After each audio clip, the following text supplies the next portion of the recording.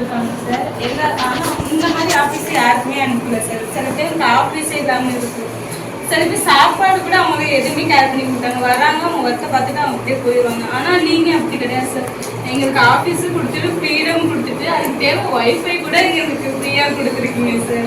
கொடுத்துட்டு ஃப்ரீயாக சாப்பாடு கொடுக்குறீங்க. நாங்கள் ஒரு ஆஃபீஸுங்கிற மாதிரி எங்களுக்கு மைண்ட் செட் வரல. ஜாலியாக பார்த்துட்டு எங்கள் ஒர்க்கை நாங்கள் நீங்கள் என்ன சொல்கிறீங்கன்னா அந்த ஒர்க்கை நாங்கள் பார்த்துட்டு ஹாப்பியாக இருக்கணும். மிஸ் பண்ணுறோம் சார் இந்த இடத்துல போகும். கண்டிப்பாக நான் மிஸ் பண்ண மாட்டோம். கண்டிப்பாக இரவுகள் தஞ்சாவூர்ல நிறைய பிளட் சர்வீஸ் பண்ணும்போது கண்டிப்பாக நம்ம அதை பண்ணுவோம்.